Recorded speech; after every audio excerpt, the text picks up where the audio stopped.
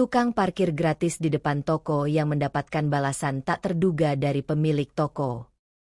Matahari baru saja muncul dari balik deretan ruko tua yang berdiri berjejal di sepanjang jalan Cempaka. Kabut pagi perlahan memudar, menyisakan sisa embun yang masih menempel di ujung kaca mobil yang diparkir di pinggir jalan. Suara sapu lidi menyisir trotoar terdengar berpadu dengan desahan knalpot motor yang mulai lalu lalang. Di antara kesibukan itu, seorang pria tua dengan tubuh kurus, mengenakan rompi lusuh berwarna oranye pudar, berdiri di tepi jalan sambil mengangkat satu tangan. Sesekali ia menunduk mengatur arah roda motor yang hendak parkir, kemudian tersenyum lebar kepada pengemudi yang turun sambil mengucapkan, "Aman di sini, Pak. Nggak usah khawatir." Dialah Bandi, pria berusia hampir 50 yang setiap hari berdiri di tempat yang sama, tepat di depan toko sembako Putrajaya. Ia bukan pegawai toko itu. Ia juga bukan tukang parkir resmi. Namun sudah lebih dari 3 tahun ia menjalani rutinitas yang sama. Datang sebelum matahari naik, berdiri seharian, membantu mengatur parkir tanpa pernah meminta bayaran sepeser pun. Bandi bukan nama yang asing bagi para pemilik toko atau pelanggan tetap di kawasan itu. Setiap pagi, ia akan datang lebih awal dari siapapun, membawa sapu lidi tua yang ia ikat dengan kawat agar tetap kokoh. Ia menyapu pelataran toko yang bahkan bukan miliknya, menghalau daun-daun kering, dan merapikan kerikil-kerikil kecil yang mengganggu laju ban kendaraan. Tanpa diminta, tanpa diperintah, dan tanpa upah. Tubuh Bandi kurus, wajahnya penuh guratan, dan matanya cekung dalam seperti menampung banyak cerita. Tapi ada satu hal yang membuat orang-orang senang melihatnya. Senyum itu. Senyum yang muncul tanpa pamrih. Tulus dan tak dibuat-buat. Setiap kali seseorang berhenti untuk parkir, Bandi akan segera sigap membantu. Jika pengemudi adalah ibu-ibu yang membawa banyak belanjaan, ia akan menawari diri membantu membawakan barang. Jika pengemudi adalah bapak-bapak tua yang kesulitan memutar setir, Bandi akan memberi aba-aba sembari berdiri di belakang mobil, memastikan tidak ada yang tersenggol. Di bawah terik matahari yang membakar aspal, ia berdiri tegak. Di bawah gerimis tipis atau hujan deras, ia tetap berada di sana, berteduh sebentar di bawah tirai toko tetangga lalu kembali lagi mengatur parkir. Warga sekitar sudah terbiasa dengan keberadaannya. Ada yang memberi senyuman, ada pula yang kadang-kadang menyodorkan air mineral atau nasi bungkus, yang diterimanya dengan ucapan terima kasih dan wajah berseri. Pagi itu, seperti biasa, Bandi sudah tiba lebih dulu daripada para pemilik toko. Ia memarkirkan sepedanya di ujung trotoar yang sempit, lalu mengeluarkan sapu lidi dan mulai membersihkan jalanan di depan toko Putrajaya. Toko itu belum buka. Pintunya masih tertutup rapat dengan rolling door yang digembok dari dalam. Di sebelah kanan, ada toko elektronik milik Pak Johan yang sudah mulai mengangkat rak pajangan keluar. Di sebelah kiri, ada apotek kecil yang baru akan buka sejam lagi. Bandi menyapu sambil bersenandung kecil. Lagu lama dari radio rusak yang dulu sering ia dengar saat bekerja sebagai sopir angkutan kota masih melekat dalam ingatannya.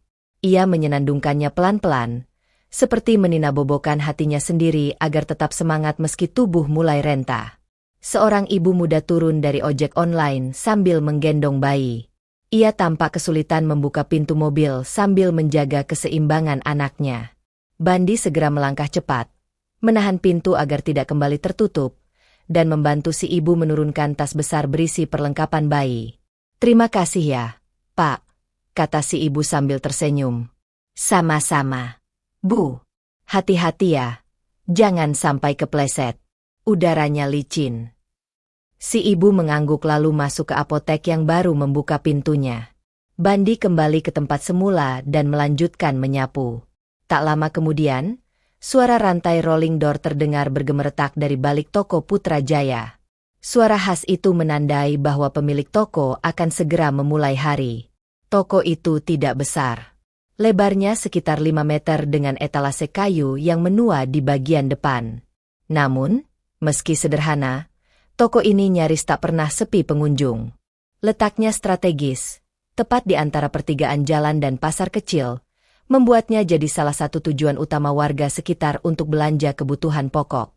Beberapa menit kemudian, tampak seorang pria membuka pintu dan mendorong rak roti ke depan. Sosok itu adalah Putra, pemilik toko. Wajahnya bersih, rambut disisir rapi, dan ekspresinya cenderung tenang. Ia mengenakan kaos oblong putih dan celana kain gelap. Matanya sedikit menyipit saat melihat matahari yang mulai meninggi. Ia melihat sejenak ke arah jalan, dan matanya sempat tertumbuk pada sosok Bandi yang masih menyapu trotoar. Mereka tidak saling menyapa. Putra hanya mengangguk singkat, dan Bandi membalas dengan senyuman lebar serta gerakan kepala kecil, seperti sudah terbiasa bertemu tapi tidak pernah berbasa-basi. Sementara Putra sibuk menata barang di rak, dari dalam toko terdengar suara perempuan memanggil, "Mas, tolong ambilkan kardus mie instan yang di rak atas." "Ya." Suara itu milik Vina, istri Putra. Ia muncul membawa daftar barang, mengenakan kerudung senada dengan blusnya. Tatapan matanya lembut tapi sigap, menunjukkan bahwa ia terbiasa mengatur toko bersama suaminya. Ia juga melihat ke arah luar sesekali, memperhatikan suasana di depan toko yang masih lengang. Saat Putra sedang membuka kardus, Vina mendekati etalase dan memperhatikan Bandi dari balik kaca. Ia memang sudah sering melihat pria itu, bahkan pernah beberapa kali hendak memberinya air minum. Namun selama ini, ia merasa ragu untuk terlalu akrab. Bukan karena takut, tapi karena belum menemukan cara yang tepat. "Mas Putra," ucap Vina sambil menyusun barang. "Itu yang bantu parkir di depan. Namanya siapa sih sebenarnya?" "Kalau nggak salah namanya Bandi," jawab Putra tanpa menoleh. "Dia udah lama di situ. Nggak tahu juga sejak kapan." Vina mengangguk pelan, lalu kembali melanjutkan pekerjaannya. Tapi matanya masih sesekali melirik keluar, memperhatikan bagaimana Bandi dengan sabar membantu memarkir sepeda motor yang mulai berdatangan. Sementara itu, Bandi melanjutkan tugasnya seperti biasa. Ia tidak tahu bahwa dirinya tengah diamati. Baginya, hari ini sama seperti hari-hari lainnya. Datang lebih pagi dari matahari, menyapu jalanan yang bukan miliknya, dan berdiri hingga senja menjemput. Namun dalam diamnya, ia selalu menaruh harapan, bukan untuk dirinya sendiri, tapi untuk orang-orang yang masih ia sayangi, terutama keponakan kecilnya yang tinggal bersamanya. Rumah mereka hanya berjarak 2 gang dari lokasi toko. Sebuah rumah petak berdinding papan yang sudah lapuk di bagian bawah. Lantai semen yang dingin, atap bocor jika hujan deras turun, dan kamar tidur yang hanya disekat kain. Meski hidup pas-pasan, Bandi selalu memastikan bahwa keponakannya berangkat sekolah dengan perut terisi dan baju bersih. Ia tidak punya banyak, tapi dari sedikit yang ia miliki, ia selalu berusaha berbagi. Pagi terus bergulir. Suara kendaraan makin ramai. Suara anak-anak sekolah, ibu-ibu yang berbelanja, dan tukang sayur yang lewat menjadi latar yang membaur di sekitar toko. Namun di tengah kebisingan itu, sosok Bandi tetap menjadi penanda yang tak tergantikan. Ia hadir seperti bayangan yang selalu ada tapi tak selalu disadari keberadaannya. Tepat ketika jam menunjukkan pukul 10 pagi, seorang pria berbadan besar turun dari mobil dan hendak parkir di depan toko. Bandi segera menghampiri, memberi aba-aba sambil mengarahkan dengan tangan. Sopir itu menurunkan kaca jendela dan tersenyum. Pak Bandi, masih semangat aja nih tiap pagi." Bandi tertawa kecil. "Kalau nggak semangat, nanti malah cepat tua, Pak." Sopir itu menyerahkan sebotol air mineral. "Ini buat Bapak. Panas banget hari ini."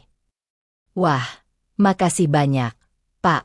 Sehat-sehat ya." Bandi menaruh botol itu di bawah pohon kecil di pinggir trotoar, lalu kembali berdiri menunggu kendaraan berikutnya. Ia tak sadar bahwa interaksi singkat itu diam-diam disaksikan Vina dari balik etalase. Hari itu, ada sesuatu yang berbeda.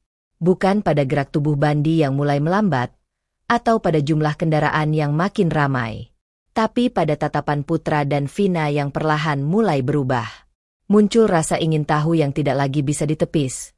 Muncul niat kecil yang entah bagaimana mulai tumbuh diam-diam dalam hati mereka. Dan Bandi, seperti biasa, tetap berdiri di sana. Menyambut siapa saja yang datang, mengucap terima kasih kepada siapa saja yang memberinya sebotol air, dan menyimpan semua kelelahan itu dalam diam yang panjang. Di antara deretan ruko yang kian padat oleh geliat usaha, toko Putrajaya berdiri sederhana namun mencolok dengan caranya sendiri. Bukan karena papan nama yang mencolok atau diskon besar-besaran yang seringkali menghiasi kaca etalase toko sebelah, tetapi karena ada sesuatu yang berbeda di depan toko itu, ketertiban yang terasa nyaman. Setiap pagi, Putra membuka toko dengan ketelitian yang sudah menjadi bagian dari kebiasaannya. Rak-rak diposisikan dalam garis yang rapi. Kardus-kardus besar berisi stok minyak goreng, mie instan, dan sabun cuci tangan ditata dalam urutan yang membuat pelanggan mudah menjangkau. Meski tidak terlalu luas, setiap sudut toko ditata untuk memaksimalkan ruang tanpa membuat pengunjung merasa sesak. Sejak pertama kali membuka toko itu 4 tahun lalu, Putra dan Vina sepakat bahwa mereka tidak akan bersaing dalam hal kemewahan. Mereka memilih bertahan dengan prinsip pelayanan yang jujur dan bersahabat. Bahkan, saat beberapa toko tetangga mulai menawarkan sistem pembayaran digital atau menata interior toko dengan lampu-lampu LED warna-warni, Putra tetap mempertahankan lampu kuning temaram dan kursi kayu panjang di sudut toko bagi pelanggan yang ingin rehat sejenak. Pagi itu, seperti biasa, Vina sedang mencatat ulang stok barang di lembar kertas yang sudah terlipat di beberapa ujungnya. Ia duduk di bangku kecil di balik meja kasir sambil memegang pulpen biru yang sudah setengah mati. Rambutnya diikat rapi ke belakang, dan kerudungnya disampirkan ke bahu agar tak menghalangi pandangan saat melihat kerak atas. Putra, di sisi lain, sedang memindahkan satu kardus minyak goreng ke rak bagian depan. Tangan kirinya menopang bagian bawah kardus, sementara tangan kanan menjaga keseimbangan. Ia berjalan pelan, menahan beratnya barang agar tidak jatuh. Sesampainya di rak, ia mulai menyusun botol demi botol dalam garis yang nyaris lurus sempurna. Vina melihat keluar jendela, menatap trotoar di depan toko yang masih lengang. Hanya terlihat 1-2 kendaraan yang lalu lalang, dan di ujung sana, bayangan Bandi mulai tampak menyapu jalan dengan gerakan lambat namun telaten. Ia menatap pria tua itu sejenak, lalu mengalihkan pandangannya ke arah jalan yang semakin terang terkena cahaya pagi. "Mas," ucap Vina lirih sambil memindahkan daftar barang ke sisi meja. "Apa kamu sadar, akhir-akhir ini toko kita mulai lebih ramai dari sebelumnya?" Putra menyeka keringat dari dahinya. Ia menoleh sambil menarik napas, lalu mengangguk pelan. "Lihat saja beberapa minggu terakhir. Banyak wajah baru. Dan pelanggan lama juga makin sering ke sini. Padahal kita nggak pasang promo apa-apa," lanjut Vina. Putra mengerutkan keningnya. Ia menyadari hal yang sama, tetapi belum sempat menganalisisnya lebih dalam. Sejak awal, mereka memang hanya berfokus menjaga konsistensi pelayanan dan memastikan barang yang dijual tidak pernah kadaluarsa atau rusak. "Menurutmu kenapa?" tanya Putra akhirnya. Vina menatap keluar lagi. "Mungkin karena suasana depan toko kita lebih nyaman. Parkiran nggak berantakan. Pelanggan nggak perlu khawatir motornya mepet-mepet. Mereka juga nggak dimintain uang parkir seenaknya." Putra mengikuti arah pandang Vina. Bandi masih berada di posisinya, membantu seorang bapak menurunkan galon dari sepeda motor. Pria itu tersenyum setelah dibantu, dan mengangkat tangan memberi salam pada Bandi sebelum masuk ke toko lain. "Sebenarnya dia siapa, ya?" tanya Putra perlahan. Vina menggeleng pelan. "Kamu yang bilang namanya Bandi. Tapi aku nggak tahu dia tinggal di mana, atau kenapa dia setiap hari ada di sini." Putra mendekat ke meja kasir. Ia duduk di bangku seberang Vina, memandang keluar sambil memainkan jari-jarinya di atas meja kayu. Angin pagi berembus dari arah barat, menyapu daun-daun kering yang tertinggal di sudut trotoar. Jalanan mulai ramai. Suara kendaraan berpadu dengan langkah kaki pejalan yang melintas terburu-buru. Seperti biasa, Bandi sudah berdiri di tempatnya, mengenakan topi tua yang warnanya hampir menyatu dengan kulit wajahnya yang menghitam oleh matahari. Rompi oranye yang dulu cerah, kini sudah memudar dan sobek di bagian pundak, tapi tetap ia kenakan dengan bangga. Ia menyapa setiap orang yang lewat dengan suara ramah dan tatapan teduh. Tak banyak yang benar-benar memperhatikan keberadaannya. Kebanyakan hanya mengangguk sekilas atau bahkan melewatinya tanpa menoleh. Tapi Bandi tidak mempermasalahkan itu. Ia tahu tempatnya, dan ia tidak sedang mencari perhatian. Pagi itu, ia membantu seorang pria muda memarkir sepeda motor besar. Kendaraan itu menyita setengah badan jalan, dan Bandi harus melangkah mundur beberapa kali untuk memastikan posisi motor tidak menghalangi akses keluar masuk toko. Pas di sini aja, Mas. Aman? Ujarnya sambil menepuk-nepuk udara dengan tangannya. Pria muda itu turun dari motor dan hanya melirik sekilas. Kemudian masuk ke toko tanpa mengucapkan terima kasih. Bandi tersenyum, meski dalam hati ia sempat bertanya-tanya kenapa sopan santun makin jarang ditemukan. Beberapa menit kemudian, seorang bapak tua dengan tongkat menepi di trotoar. Ia terlihat hendak menyeberang ke toko seberang, namun ragu karena lalu lintas padat. Bandi segera berjalan menghampiri. "Mau saya bantu, Pak?" Bapak tua itu mengangguk pelan. Bandi kemudian berdiri di tengah jalan, mengangkat tangannya agar kendaraan melambat. Setelah memastikan jalan aman, ia menuntun si bapak menyeberang perlahan. Sesampainya di seberang, pria itu menepuk bahu Bandi dengan hangat. "Terima kasih, Nak." "Sama-sama, Pak. Hati-hati, ya." Setelah itu, Bandi kembali ke posnya, mengamati kendaraan yang lalu lalang, memastikan semuanya tetap rapi dan tidak menghalangi jalan. Ia memeriksa garis-garis parkir buatan sendiri yang ia lukis dengan kapur 2 minggu lalu. Sebagian besar sudah memudar, namun masih cukup terlihat untuk dijadikan acuan. Ia berencana mengulang kapur itu nanti malam, jika hujan tidak turun. Dari balik jendela toko, Vina memerhatikan semua itu. Ia sudah mulai terbiasa mengamati gerak-gerik Bandi dari balik kaca. Setiap pagi, ia menyeduh teh hangat di gelas putih keramik, duduk sebentar sebelum toko dibuka, dan menyaksikan rutinitas yang tak pernah berubah itu. Meski tidak pernah benar-benar berbicara lama dengan Bandi, ia merasa pria itu bukan orang asing. Putra baru saja datang dari gudang kecil di belakang toko dengan 2 karung beras di pundaknya. Ia meletakkannya di dekat timbangan, lalu menghampiri Vina yang masih duduk diam dengan gelas teh di tangan. "Lihat apa?"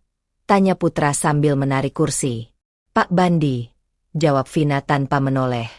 Setiap hari dia melakukan hal yang sama, dengan cara yang sama. Tapi nggak semua orang sadar. "Ya." Putra mengangguk pelan. "Mungkin karena kita terbiasa mengabaikan yang diam." Vina menatap suaminya.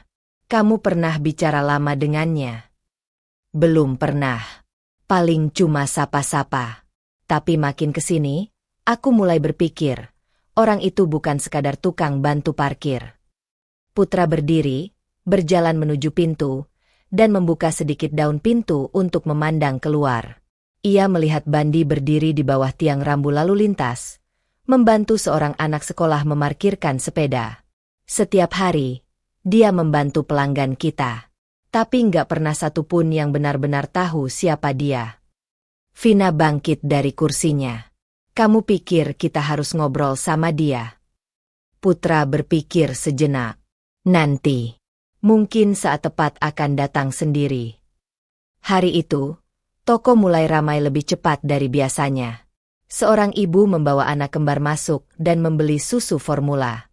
Di belakangnya, 2 pemuda membeli mie instan dalam jumlah banyak. Vina melayani pelanggan satu persatu dengan sabar, mencatat barang dan menghitung uang kembalian. Putra bertugas mengisi ulang rak dan mencatat daftar barang yang harus diorder minggu depan. Di sela-sela kesibukan itu, seorang pelanggan tetap, Bu Sumiati, datang membawa pisang goreng dalam kantong kertas. Ia meletakkannya di atas meja kasir dengan senyum lebar. "Ini buat Mbak Vina dan Mas Putra. Masih hangat." Vina tersenyum senang. "Wah, terima kasih, Bu. Buat sarapan nih." Bu Sumiati duduk sebentar di kursi kayu dekat pintu. Ia memandang ke arah luar, lalu berkata, "Toko ini makin enak suasananya. Ya, mungkin karena tertib. Di luar pun tenang." Putra menanggapi sambil meletakkan 2 bungkus mie kerak. "Mudah-mudahan pelanggan betah, Bu." "Bukan cuma betah, tapi juga merasa dihargai. Tahu nggak, saya pernah parkir di toko sebelah. Motor saya hampir ketabrak karena parkirannya acak. Nggak ada yang ngatur. Di sini beda. Siapa itu? Tukang parkirnya? Ramah banget orangnya. Vina dan Putra saling pandang. Namanya Pak Bandi, jawab Vina. Wah, luar biasa itu orang. Saya pernah ngasih uang 1.000, dia nolak. Katanya cukup bantu doanya aja. Putra mendekati Vina. Kayaknya kita harus kenal lebih jauh dengan beliau. Saat senja mulai turun, Putra berdiri di ambang pintu toko yang sudah setengah tertutup. Ia menatap langit yang mulai menggelap, lalu menoleh ke arah Bandi yang masih berdiri tegak di pinggir jalan. Pria itu belum bergeser sejak siang tadi, kecuali saat membantu orang atau berjalan bolak-balik menertibkan kendaraan. Putra melangkah keluar, menghampiri Bandi. Pria tua itu langsung tersenyum dan mengangguk. Sore, Pak. Sapa Putra. Sore, Pak Putra, jawab Bandi pelan. Udah capek, ya? Bandi tertawa kecil. Biasa aja, Pak. Kalau sudah terbiasa berdiri, ya kaki juga ikut biasa. Putra ikut tertawa. Saya dan istri sering lihat Bapak dari dalam. Bapak bantuin pelanggan kami. Kami berterima kasih. Bandi mengangguk. Saya cuma bantu semampunya. Pak, kalau jalanan rapi, semua senang. Putra terdiam sejenak. Bapak tinggal di mana? Kalau boleh tahu. Di belakang gang sana. Pak, dekat pos ronda. Sama keponakan saya. Mau mampir dulu? Ngopi sebentar. Bandi ragu-ragu. Ia menoleh ke arah jalan, lalu kembali memandang Putra. Kalau nggak merepotkan. Putra mengangguk. Sama sekali tidak. Malam itu, untuk pertama kalinya, Bandi duduk di kursi kayu dalam toko. Vina menyuguhkan kopi hangat dan sepotong roti. Mereka mulai berbicara lebih dalam.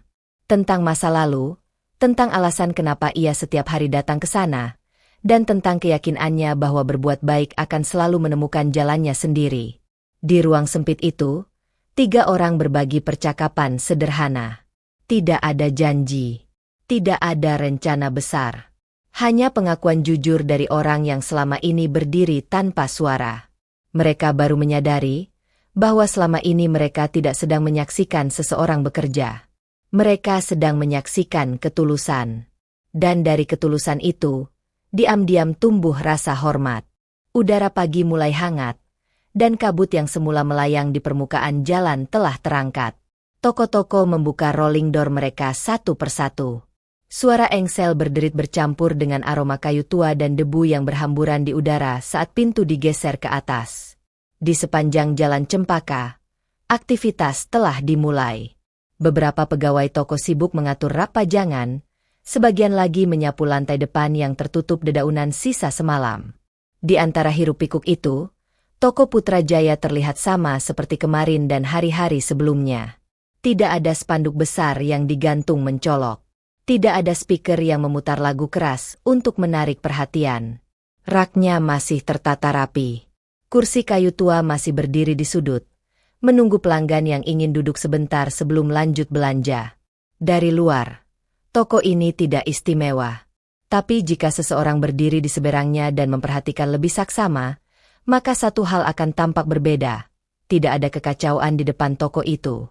Semua teratur, rapi, tidak ada motor yang saling menutup jalan atau pelanggan yang berteriak-teriak karena kehilangan tempat parkir. Bandi, seperti biasa, berdiri di antara deretan sepeda motor dan mobil kecil yang sudah parkir dengan tertib. Ia sesekali melambaikan tangan memberi aba-aba pada pengendara yang hendak berhenti. Tangannya cekatan menunjuk celah kosong di antara 2 kendaraan, lalu memastikan jarak aman sebelum membiarkan pengemudi turun dari kendaraannya. Setelah itu, ia kembali berjalan perlahan ke posnya yang tidak resmi, sebuah bayangan tiang lampu di ujung trotoar, tempatnya berdiri hampir sepanjang hari. Tidak ada tulisan, tukang parkir, di dadanya. Tidak ada karcis parkir di tangan. Ia hanya berdiri, tersenyum, membantu, lalu kembali diam. Vina melihat dari balik kaca toko sambil menyusun rak jajanan. Hari itu ia merasa toko sedikit lebih lengang dibanding biasanya. Wajah-wajah pelanggan tetap belum tampak. Mungkin karena hujan semalam membuat sebagian orang malas keluar pagi-pagi. Putra duduk di bangku dekat pintu masuk, mencatat stok barang dalam buku tebal. Matanya sesekali mengarah keluar, menatap bagaimana kendaraan-kendaraan datang dan pergi, dibantu dengan sigap oleh pria tua yang sama, tanpa henti dan tanpa suara. Aku perhatikan toko-toko sebelah mulai ramai promosinya, kata Vina sambil melirik ke arah seberang. Putra menutup bukunya. Ya, aku lihat juga. Mereka mulai pasang baliho diskon besar. Ada yang nyalain musik dari speaker, muter iklan sepanjang pagi. Vina menaruh sebungkus biskuit kerak. Apa kita harus juga begitu? Putra diam sebentar. Ia melirik keluar, ke arah tempat Bandi berdiri dengan tangannya menggantung tenang di sisi tubuh. Lalu ia menggeleng pelan. Bukan gaya kita. Kita nggak mulai dengan cara itu. Dan sejauh ini, pelanggan tetap datang, kan? Vina mengangguk. Tapi kadang aku takut tertinggal. Putra menatapnya. Kita mungkin nggak bersuara paling keras. Tapi kita bikin tempat ini nyaman. Dan sebagian besar itu karena dia. Mereka sama-sama tahu siapa yang dimaksud. Pria yang tidak diundang tapi datang setiap hari. Yang tidak digaji tapi tetap bekerja. Yang tidak mengeluh meski hanya mendapat ucapan terima kasih sebagai upahnya. Bandi. Hari itu, beberapa toko lain di sebelah kiri toko Putrajaya tampak lebih sibuk dari biasanya. Toko kelontong, Berkah Mandiri, memasang tenda kecil dengan tulisan, diskon sabun 50%. Hanya hari ini. Di depannya, 2 orang karyawan berdiri dengan kaos promosi dan topi merah, menyapa setiap orang yang lewat sambil membagikan selebaran. Toko di sebelah kanan, sebuah minimarket baru yang 2 bulan lalu dibuka, menggunakan speaker besar untuk memutar lagu-lagu dengan volume tinggi. Seorang pemuda berdiri di depan pintu sambil berteriak promosi dari mikrofon kecil. Vina merasa telinganya berdengung. Suara keras dari 2 arah itu membuatnya kehilangan konsentrasi saat menghitung stok gula. Ia menutup telinganya sebentar, lalu menoleh ke Putra. Pusing dengarnya. Tiap hari makin ramai. Tapi bukan ramai yang menyenangkan. Putra hanya mengangkat bahu. Kita tidak bisa melarang mereka. Tapi kita juga tidak perlu ikut-ikutan. Vina kembali kerak. Tapi dalam hatinya ada kegelisahan kecil yang tumbuh. Ia mulai khawatir apakah cara mereka yang tenang bisa terus bertahan. Apalagi pelanggan mulai terpancing pada promo besar toko sebelah. Namun sebelum ia sempat mengatakan lebih lanjut, suara kecil datang dari arah luar. Permisi, Bu. Minyak goreng ada promo nggak? Seorang ibu muda berdiri di pintu, tersenyum sopan sambil menggendong anak kecil di pinggangnya. Vina tersenyum balik. Belum ada, Bu. Tapi harga kita lebih murah dari minimarket sebelah. Mau dicoba cek? Ibu itu mengangguk. Ia melangkah masuk dan mulai mengambil beberapa barang. Di belakangnya, 2 pembeli lain ikut masuk. Dalam waktu kurang dari 5 menit, suasana toko kembali ramai, menghapus kecemasan Vina sedikit demi sedikit.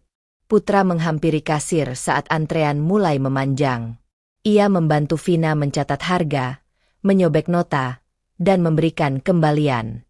Di antara sibuknya melayani, mereka mulai menyadari sesuatu yang tidak mereka rencanakan. Pelanggan tetap berdatangan, meski tidak ada promo besar. Mereka datang karena merasa nyaman. Karena suasana toko tenang. Karena kendaraan mereka tidak ribet diparkir. Dan sebagian besar dari kenyamanan itu datang dari orang yang berdiri di luar, yang bahkan tidak tahu bahwa kehadirannya sedang diperhitungkan. Menjelang sore, saat toko mulai sepi, Putra kembali duduk di bangku kayu. Ia meneguk teh hangat dan memandangi halaman depan toko. Ia memperhatikan bagaimana Bandi menyapu kerikil-kerikil kecil yang mungkin bisa membuat pengendara terpeleset. Lalu ia mengamati cara pria itu menegur sopan pengendara yang parkir melintang. Tidak dengan marah. Tidak dengan bentakan. Hanya dengan lambaian tangan dan suara tenang yang menyuruh menggeser sedikit kendaraan. Putra membuka percakapan. Pak Bandi, ucapnya dari ambang pintu. Sore ini nggak panas, ya? Bandi menoleh, tersenyum. Iya, Pak. Anginnya enak. Bapak masih kuat berdiri dari pagi. Alhamdulillah. Kalau badan gerak terus, malah nggak cepat lelah. Putra menghampirinya. Kalau ada yang nyuruh Bapak berhenti dari sini, apa Bapak mau? Bandi tertawa pelan. Kenapa saya harus berhenti, Pak? Selama saya masih bisa bantu, saya di sini saja.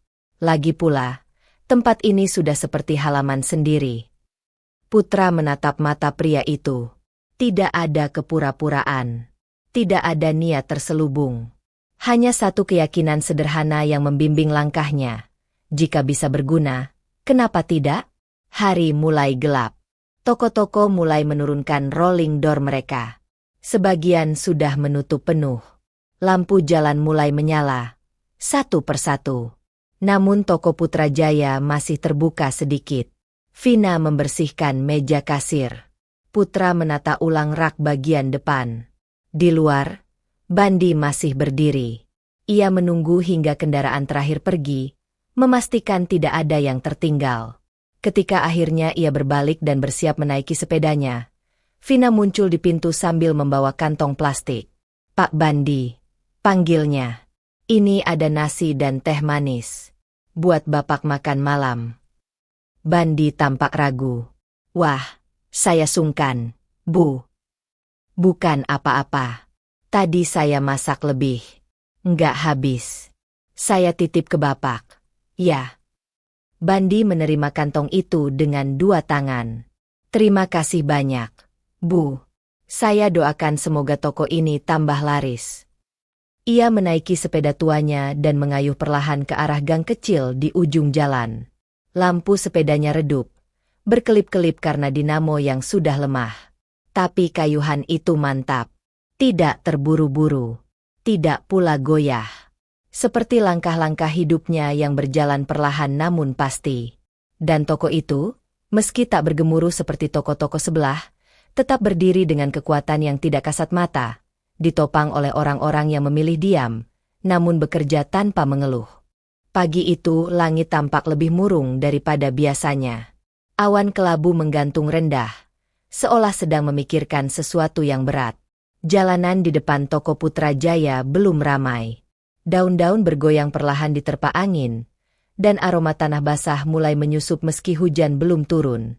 Putra berdiri di dalam toko, memandangi halaman depan melalui kaca besar. Di luar, sosok Bandi sudah berdiri di tempat biasa. Ia mengenakan mantel tipis yang ujungnya sudah sedikit robek. Mantel itu dulunya berwarna biru tua, namun kini berubah menjadi biru kusam seperti langit pagi itu. Masih tetap datang sepagi ini, padahal mau hujan, gumam Putra sambil menghela napas. Vina yang baru saja datang dari dapur membawa termos kecil berisi teh panas, menoleh ke arah suaminya. Dia selalu begitu. Bahkan waktu gerimis seminggu lalu, dia tetap berdiri di sana sampai toko-toko mulai tutup. Putra mengangguk pelan. Aku jadi kepikiran, kalau hujan besar datang dan dia tetap di sana, nanti bisa sakit. Vina tak menjawab. Ia hanya menatap cemas ke arah Bandi. Beberapa menit kemudian, ia mengambil 2 bungkus plastik berisi nasi dan lauk dari dalam termos, lalu memasukkannya ke dalam tas kecil. Tanpa banyak kata, ia melangkah keluar menuju tempat Bandi berdiri. Bandi sedang membersihkan bangku semen dengan lem kecil yang ia bawa dari rumah.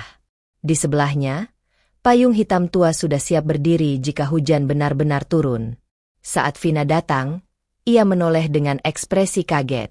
Bu, pagi-pagi sudah kesini, sapa Bandi ramah. Vina menyerahkan kantong plastik itu. Ini sarapan buat Bapak. Saya masak agak banyak tadi pagi. Bandi sempat menolak. Aduh, nggak usah repot-repot. Bu, saya sudah sarapan sedikit di rumah. Tapi belum tentu cukup, kan? Balas Vina cepat. Bandi menunduk. Ia menerima pemberian itu tanpa banyak bicara. Tapi mata tuanya berkaca-kaca sesaat. Vina tidak berlama-lama. Ia kembali ke toko dengan langkah cepat, tak ingin membuat Bandi merasa tak nyaman. Saat ia masuk, Putra menyambut dengan tatapan hangat. "Dikasih sarapan?" tanyanya. Vina mengangguk pelan. "Entah kenapa, aku merasa hari ini harus begitu." Beberapa saat kemudian, kendaraan pertama datang. Seorang pelanggan setia toko itu turun dari mobil dan menyapa Bandi dengan akrab. Bandi membalas dengan senyum dan melambaikan tangan ke arah tempat parkir yang sudah ia atur sejak awal. Waktu berjalan lambat hari itu. Langit tetap kelabu, dan angin bertiup dingin. Saat jarum jam menunjukkan pukul 11 siang, tetes-tetes hujan mulai jatuh satu persatu, mengguyur pelan permukaan aspal dan atap toko-toko di sepanjang jalan itu. Tak berselang lama, hujan berubah menjadi deras. Angin kencang datang menyapu dedaunan dan menyibak debu yang tadi masih menempel di trotoar. Bandi membuka payungnya dan tetap berdiri di tempat biasa. Mantel tipisnya jelas tidak cukup menahan hujan seintens itu. Beberapa pelanggan yang datang turun dengan cepat dan berlari menuju toko. Tapi Bandi tetap di tempatnya, memastikan setiap kendaraan yang berhenti tidak menghalangi akses keluar masuk. Putra dan Vina mengawasi dari balik kaca. Mereka mulai tidak tenang. "Kalau hujan seperti ini, dia bisa masuk angin," kata Vina pelan. Putra mengangguk. "Aku akan ajak dia duduk di teras dalam." Ia keluar dengan payung besar dan mendekati Bandi. "Pak Bandi, kesini dulu. Hujannya deras sekali," ajak Putra. "Tidak apa-apa, Pak. Saya di sini saja. Masih bisa tahan," jawab Bandi, meskipun tubuhnya mulai gemetar. "Tapi kami yang tidak tahan lihat Bapak begitu," kata Putra dengan nada lebih tegas. "Paling tidak duduk dulu di bangku teras. Kalau ada kendaraan masuk, baru Bapak bantu lagi." Bandi tidak langsung menjawab. Tapi setelah beberapa detik, ia menyerah. Ia mengikuti Putra ke teras toko dan duduk di bangku kayu panjang. Vina segera menyodorkan handuk kecil dan segelas teh panas yang baru diseduh. Bandi menerimanya dengan gemetar. Suhu tubuhnya mulai dingin, dan jari-jarinya terasa kaku. "Maaf merepotkan," gumam Bandi. "Bukan merepotkan, Pak. Kami malah yang merasa bersalah kalau membiarkan Bapak kehujanan terus-terusan," ujar Vina. Tak lama kemudian, suara motor datang dari arah timur jalan. Seorang pengendara muda turun dengan cepat dan memarkir motor tepat di tengah jalur. Bandi yang melihatnya langsung bangkit. Tapi Vina menahan lengan pria tua itu. "Biar saya yang bicara," katanya tegas. Vina mengenali pengendara itu. Rio, pegawai baru minimarket sebelah yang sempat bersikap kasar beberapa hari lalu. Ia menghampiri Rio dengan wajah tenang tapi tatapan tajam. "Mas Rio, bisa parkirnya agak digeser ke kiri? Ini jalur keluar masuk kendaraan." Rio menoleh. Ia tanpa hendak membantah. Tapi ketika melihat Bandi yang basah kuyup duduk di teras, wajahnya berubah. "Iya, Bu. Maaf." Ia mendorong motornya beberapa langkah ke kiri. Vina kembali ke tempat duduk Bandi, dan kali ini pria tua itu tersenyum. "Bu Vina kalau bicara, mantap," katanya lirih. Hari terus berjalan. Hujan belum reda hingga sore. Langit tetap abu-abu. Beberapa toko mulai tutup lebih awal karena pengunjung berkurang drastis. Namun Putra dan Vina tetap membuka toko hingga pukul 5, seperti biasa. Bandi tidak beranjak dari tempatnya di teras. Meski tawaran untuk pulang lebih awal telah diberikan beberapa kali. "Saya biasa sampai terakhir," katanya. "Kalau saya pulang duluan, nanti orang-orang bingung." Putra akhirnya hanya bisa mengangguk. Ia tahu Bandi bukan orang yang mudah diubah rutinitasnya. Saat hujan mulai mereda, Bandi berdiri. Ia menyeka mantel basahnya sebisanya, lalu mengayuh sepedanya perlahan menuju arah barat. Jalanan lengang. Sisa hujan masih menetes dari atap toko dan pohon-pohon pinggir jalan. Sepeda tua itu melaju perlahan, bergoyang sedikit karena ban belakangnya agak kempes. Namun yang tidak diketahui Putra dan Vina saat itu adalah bahwa Bandi tidak langsung pulang ke rumah. Ia berhenti di sebuah gang kecil, lalu memarkirkan sepedanya di depan sebuah rumah berpagar bambu. Ia mengetuk pintu perlahan. Setelah beberapa detik, seorang wanita paruh baya membuka pintu. "Loh, Pak Bandi. Baru pulang?" tanya wanita itu. "Iya, Bu Lastri. Hujan tadi deras sekali. Saya singgah dulu di toko," jawab Bandi sambil mengeluarkan 2 bungkusan plastik dari tasnya. "Ini buat Mas Rian. Saya dapat nasi dan lauk dari istri pemilik toko. Masih hangat, bisa buat malam." Hari itu langit tidak sepenuhnya cerah, tetapi cukup terang untuk membuat suasana berbeda dari kemarin. Sisa hujan semalam masih menempel di daun-daun dan aspal. Udara terasa lebih segar. Embusan angin membawa aroma basah yang menenangkan.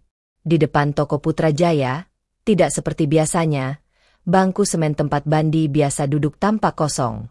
Putra yang sedang menyapu pelataran toko berhenti sejenak, menatap bangku itu dengan alis mengerut. Vina muncul dari dalam membawa kain pel. "Bandi belum datang?" tanyanya lirih. Putra hanya menggeleng. Tak ada jawaban, tetapi keheningan mereka cukup menyampaikan kecemasan. Jam sudah menunjukkan pukul 8:15, 10 menit lebih lambat dari biasanya.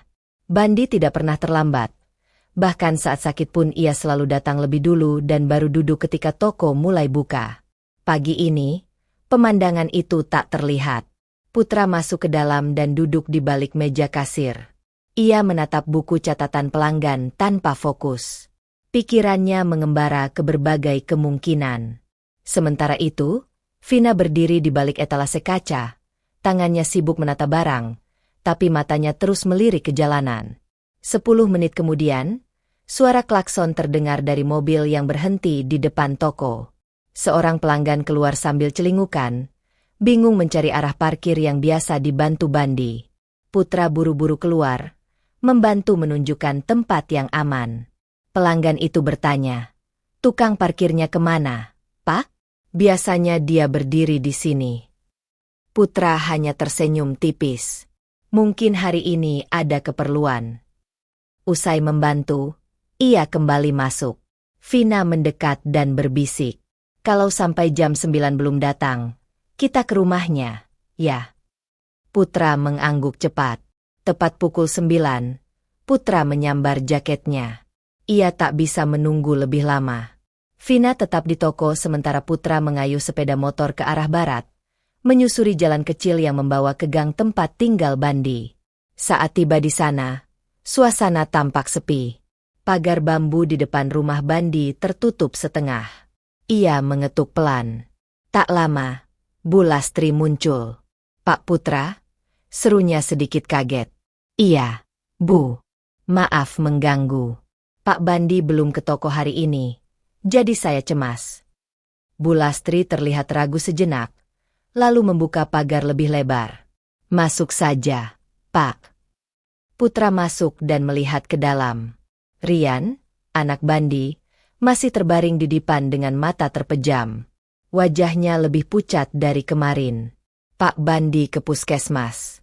Katanya mau sekalian cari obat yang kemarin belum sempat diambil," kata Bu Lastri. Putra mengangguk lega. "Syukurlah. Kami pikir ada hal buruk terjadi. Dia tidak pernah absen." Bu Lastri menarik napas. Semalam dia kelihatan lelah sekali, tapi tetap memaksa untuk menulis sesuatu sampai larut. Pagi-pagi sudah berangkat naik sepedanya. Putra melihat ke arah meja kecil di dekat dipan. Ada buku catatan yang terbuka. Di atasnya, ada secari kertas terlipat. Bu Lastri mengambilnya dan menyerahkannya pada Putra. "Dia suruh saya simpan ini, tapi tidak bilang untuk siapa." Putra membuka kertas itu. Tulisan tangan Bandi yang khas segera terlihat. "Jika suatu hari saya tak bisa berdiri lagi di tempat biasa, jangan bersedih. Mungkin saya hanya sedang mencari cara baru untuk tetap berguna. Hidup ini tidak panjang, tapi kita bisa membuatnya berarti meski dalam waktu yang pendek. Jangan risau soal saya, karena setiap pagi, saya selalu bangga bisa menjaga toko itu, walau hanya dengan isyarat tangan dan senyuman." Putra terdiam. Ada sesuatu yang menyesak di dadanya. Ia melipat surat itu kembali dan menyimpannya di saku jaket. "Saya titip salam untuk Pak Bandi," ucapnya singkat sebelum pamit. Setelah kembali ke toko, Vina langsung menghampiri. "Gimana?" tanyanya cemas. "Dia ke puskesmas. Tapi dia tinggalkan surat." "Tidak ditujukan langsung, tapi seolah mau pamit," jawab Putra pelan. Vina menunduk. "Apa maksudnya?" "Aku juga belum mengerti sepenuhnya. Tapi aku rasa kita perlu lakukan sesuatu untuk beliau." Hari itu berjalan lambat tanpa kehadiran Bandi. Suasana toko terasa berbeda. Beberapa pelanggan bahkan bertanya keberadaannya. Salah satu pelanggan lama, Pak Rudi, bahkan terlihat kecewa ketika harus memarkir mobil sendiri. "Bukan karena tidak bisa parkir, tapi rasanya ada yang hilang," katanya sambil tersenyum miris. Menjelang sore, Putra duduk termenung di belakang meja kasir. Tiba-tiba, ia berdiri dan menuju ke lemari di ruang belakang. Ia membuka map biru berisi proposal kerjasama yang belum sempat dikirim. Di balik tumpukan kertas itu, ia mengambil selembar brosur bertuliskan Program Kemanusiaan dan Pemberdayaan Sosial Kota Timur. Vina yang melihatnya datang menghampiri. "Kamu masih simpan itu?" tanyanya. Putra mengangguk. "Dulu aku pikir tidak ada yang bisa kita ajukan.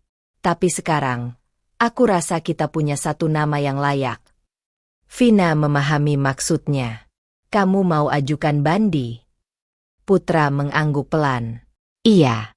Kalau selama ini dia mengurus tempat parkir secara sukarela, membantu pelanggan kita, bahkan menjadi wajah pertama yang orang lihat saat ke toko, bukankah dia sudah jadi bagian penting dari lingkungan ini?"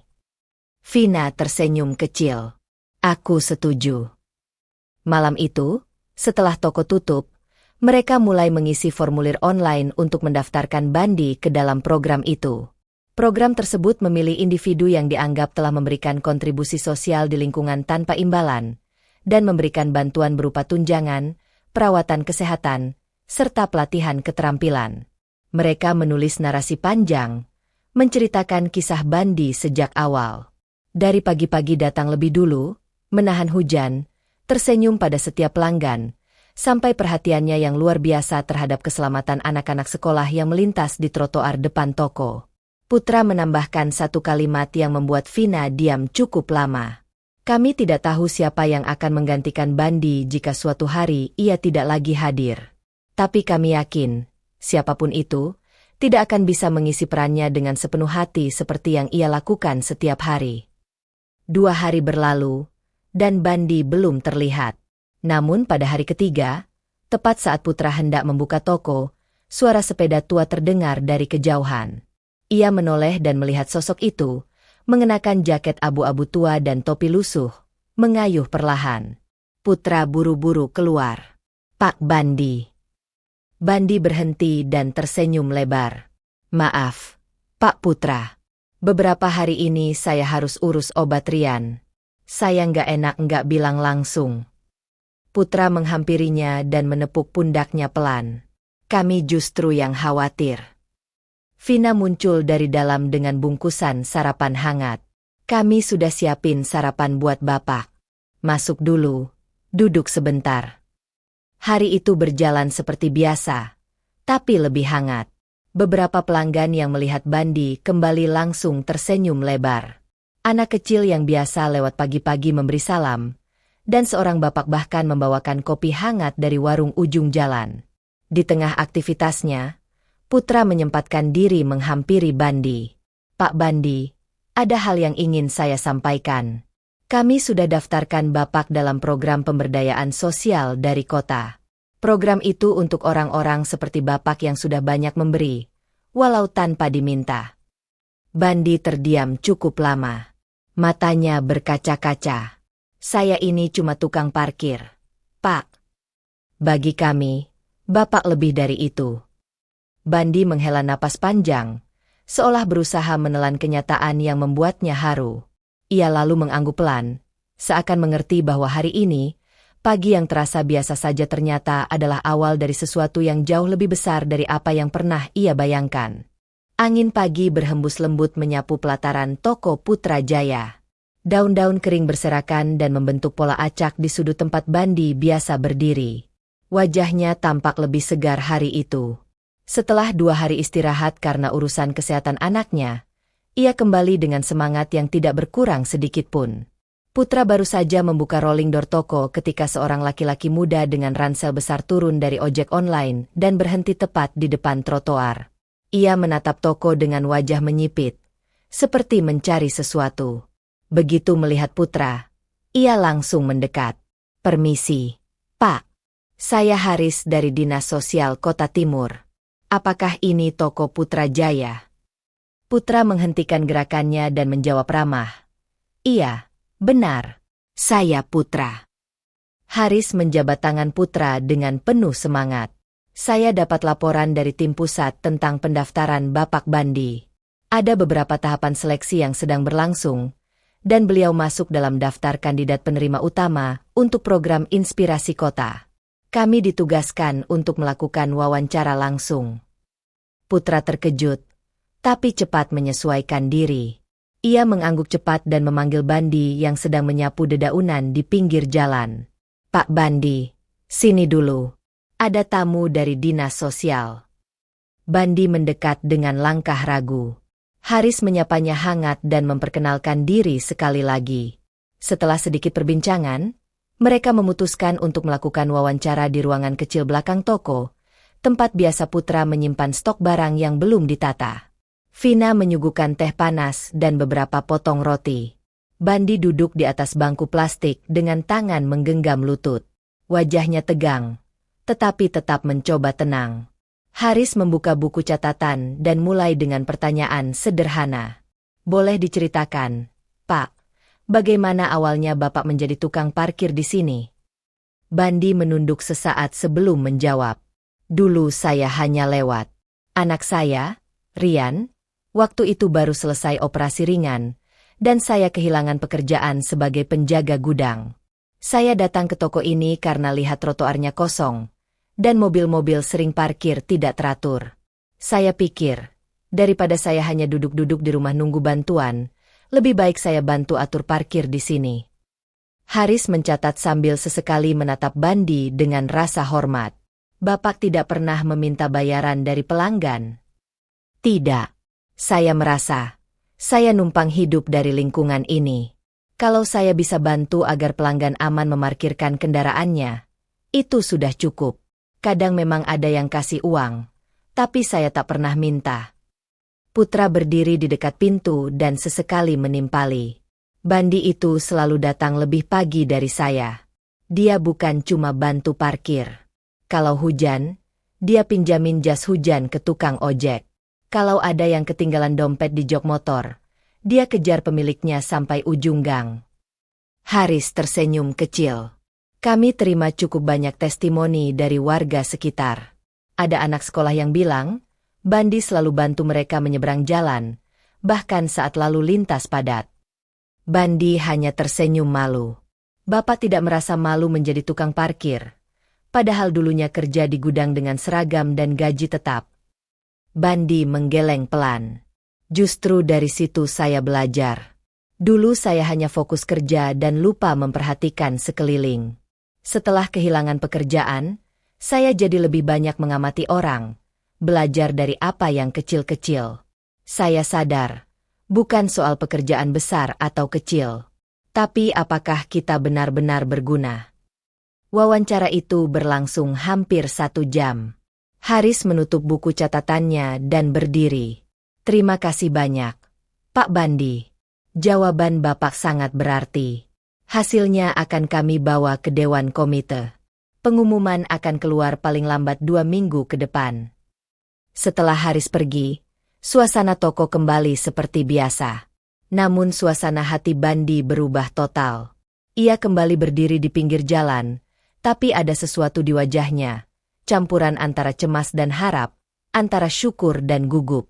Vina menghampirinya membawa sebotol air. "Pak Bandi, jangan tegang begitu. Semua sudah Bapak lakukan dengan jujur." Bandi menerima botol itu dan mengangguk. Saya hanya takut berharap terlalu tinggi, Bu Vina. Justru karena Bapak nggak pernah berharap apa-apa dari siapapun, makanya kali ini semesta gantian memberi. Hari-hari berikutnya berjalan seperti biasa. Bandi tetap datang pagi-pagi. Ia menata kendaraan, menyapa pelanggan, dan kadang membantu ibu-ibu yang kerepotan membawa belanjaan ke mobil. Tapi diam-diam, dalam benaknya, setiap detik terasa lebih panjang. Ia menunggu. Suatu sore, saat langit mulai redup dan pelanggan mulai berkurang, Putra menghampiri Bandi sambil membawa secarik surat beramplop. Baru saja dikirim kurir. Surat dari Dinas Sosial. Bandi menatap amplop itu dengan mata membelalak. Tangannya gemetar saat menerimanya. Ia menatap Putra, seolah minta izin untuk membukanya. "Buka saja, Pak Bandi," ujar Vina yang muncul dari dalam. Dengan jari yang perlahan, Bandi membuka amplop itu. Matanya menyapu kalimat demi kalimat. Tak lama, air mata jatuh di pipinya. "Saya diterima," bisiknya lirih. "Saya salah satu penerima utama." Putra dan Vina langsung tersenyum lebar. Vina bahkan menepuk bahu Bandi pelan. "Selamat ya, Pak. Ini pantas Bapak dapatkan." Dalam surat itu tertulis bahwa Bandi akan mendapatkan bantuan tunai bulanan selama setahun, pemeriksaan kesehatan rutin untuk dirinya dan Rian, serta pelatihan keterampilan kerja sesuai minat yang bisa dijalani tanpa mengganggu kegiatan sehari-hari. Bandi menatap mereka. Masih belum percaya. "Saya cuma bantu parkir, saya nggak pernah ngira akan dihargai sampai segini." Putra menepuk pundaknya. "Karena Bapak lebih dari sekadar tukang parkir. Bapak sudah menjaga toko ini, menjaga kami, menjaga warga sekitar." Hari itu berubah jadi malam yang berbeda. Beberapa pelanggan yang masih datang mendengar kabar itu langsung memberi selamat. Seorang ibu rumah tangga bahkan menitipkan bingkisan kecil untuk Rian. Di tengah semua itu, Bandi hanya berdiri sambil menatap sekeliling, menyadari bahwa ia tidak lagi dianggap kecil.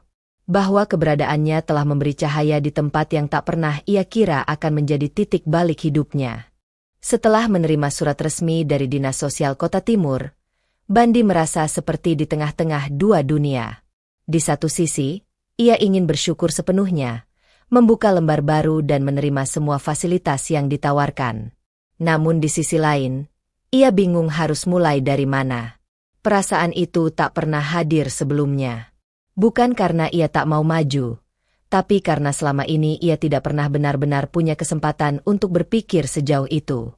Pagi harinya, Bandi tetap datang lebih awal ke depan toko Putrajaya. Ia masih berdiri dengan posisi yang sama, mengatur kendaraan dan menyapa pelanggan seperti biasa. Tapi kini, wajah-wajah yang lewat memberinya tatapan berbeda. Ada senyum, anggukan, dan beberapa orang yang bahkan menyapanya lebih dulu. Seorang bapak berseragam kantor bahkan sempat menghampirinya. "Pak Bandi ya? Saya baca tentang Bapak di unggahan Dinas Sosial kemarin. Keren sekali perjuangannya, Pak." Bandi hanya tersenyum. Ia belum terbiasa menjadi sorotan. Vina melihat perubahan itu dari balik etalase. Ia menoleh ke arah suaminya yang sedang menata botol air mineral di rak. "Mas, Bandi kelihatan grogi ya akhir-akhir ini?" Wajahnya selalu kelihatan seperti sedang berpikir keras. Putra mengangguk. Mungkin dia masih nggak nyangka hidupnya bisa berubah begitu. Dulu dia hidup dari hari ke hari, sekarang tiba-tiba semua jadi terbuka. Tapi aku yakin, dia bisa melewatinya. Siang harinya, saat toko tidak terlalu ramai, seorang petugas dari Dinas Sosial kembali datang. Kali ini membawa lembar pendaftaran pelatihan kerja dan opsi pelatihan yang bisa dipilih. "Pak Bandi bisa memilih pelatihan yang sesuai minat. Kita ada pelatihan pengelasan, servis motor ringan, pertanian hidroponik, juga kursus digital marketing untuk UMKM. Semua gratis, transportasi ditanggung, dan peserta tetap mendapat tunjangan." Bandi memandang daftar itu cukup lama. Ada rasa ragu di wajahnya. "Saya boleh tanya satu hal, Pak?" "Tentu." "Kalau saya ikut pelatihan, Artinya saya harus tinggalkan tempat ini selama jam pelatihan, ya? Petugas itu mengangguk. Betul. Tapi jamnya fleksibel. Ada yang pagi, ada yang sore. Bisa disesuaikan. Bandi menunduk. Saya takut kalau saya pergi, orang-orang gak nyaman parkir di sini. Atau toko ini jadi terganggu. Putra yang mendengar dari dekat langsung mendekat. Bandi, kamu harus pikirin masa depan. Kamu kan gak harus berhenti dari sini.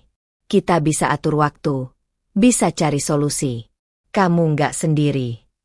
Tapi saya sudah biasa begini, Pak Putra. Saya takut kalau saya berubah, saya malah kehilangan sesuatu. Putra tersenyum. Justru karena kamu berubah, hidupmu bisa lebih luas. Kamu bisa bantu orang lebih banyak lagi. Sekarang kamu bantu satu toko.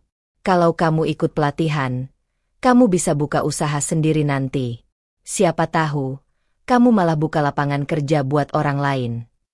Petugas dari dinas sosial menyerahkan formulir itu dan berkata, silakan dipikirkan dulu, Pak. Tapi batas pendaftaran minggu ini, ya. Sepulang kerja, Bandi membawa formulir itu pulang. Ia letakkan di atas meja kecil dekat jendela. Rian yang baru saja selesai makan malam menghampirinya. Itu apa, Ayah? Pilihan pelatihan kerja dari dinas sosial. Wah, Ayah mau ikut yang mana? Bandi menghela napas. Ayah belum tahu. Kalau Ayah ikut, mungkin Ayah nggak bisa tiap hari di depan toko lagi.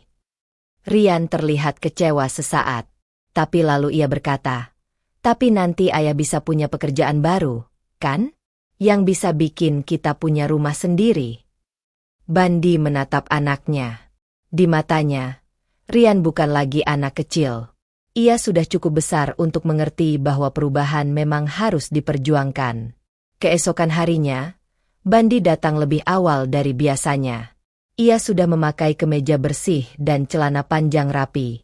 Di tangannya, ia membawa formulir yang telah diisi penuh. Putra dan Vina sedang membuka toko saat ia datang. Melihat penampilan Bandi yang berbeda, mereka tersenyum penuh arti. Saya sudah pilih, Pak, ujar Bandi sambil menyerahkan formulir. Saya ambil pelatihan servis motor ringan. Putra menerima formulir itu dan menepuk bahunya. Bagus. Itu cocok buat kamu. Kamu suka bantu orang. Dan servis motor bisa sangat dibutuhkan. Vina menambahkan, kita bantu atur jadwal, ya. Kalau kamu butuh gantian jaga parkiran, nanti anak-anak toko bisa bantu sebentar. Hari-hari pun berubah perlahan. Bandi mulai mengikuti pelatihan 3 kali seminggu, setiap sore. Ia tetap mengatur parkir pada pagi hari dan siang, lalu berangkat ke pusat pelatihan yang berjarak 1,5 kilometer dari toko.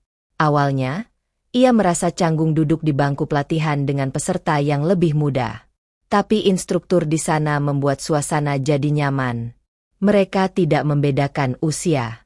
Justru pengalaman hidup Bandi membuatnya jadi cepat paham.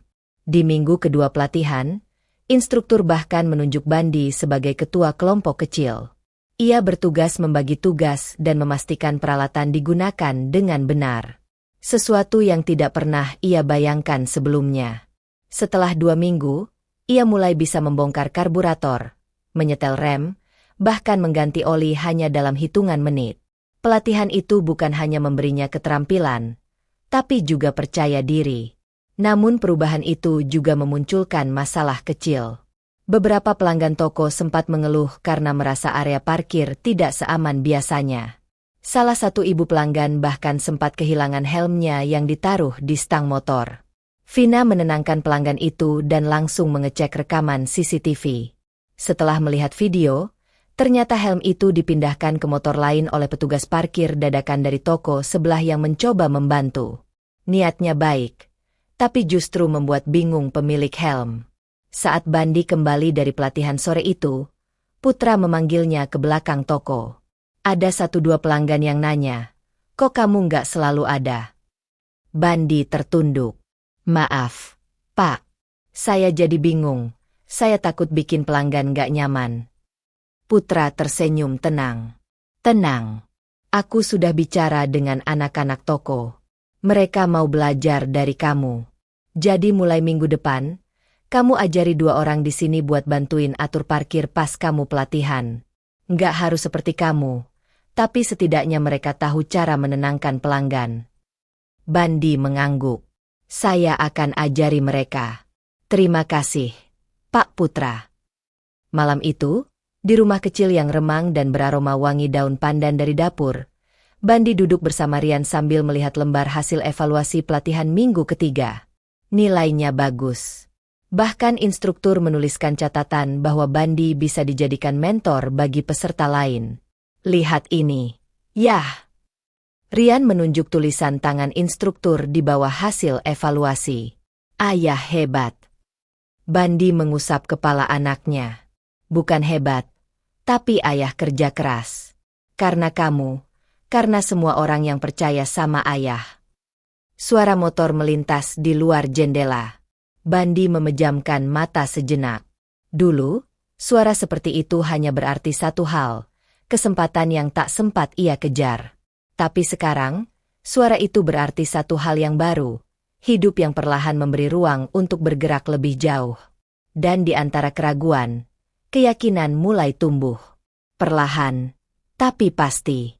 Suasana pagi itu sedikit berbeda dari biasanya. Udara masih segar dan matahari belum sepenuhnya memanjat langit, tapi ada semacam kegelisahan yang menyelinap di benak Bandi.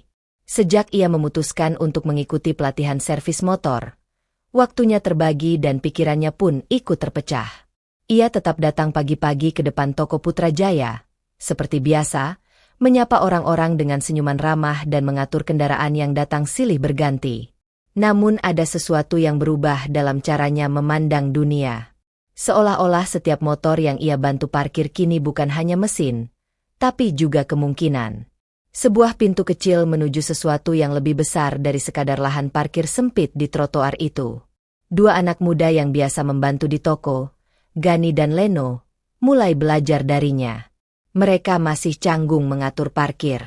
Seringkali mereka lupa membedakan arah motor matik dan motor bebek ketika harus menyusun posisi di deretan yang padat. Tapi Bandi sabar. Ia menjelaskan pelan-pelan, memberi contoh sambil tetap tersenyum. Tak pernah sekalipun menggurui. Sore itu, setelah selesai sesi pelatihan yang cukup intens membongkar bagian transmisi, Bandi mampir ke warung kopi kecil di ujung gang sebelum pulang.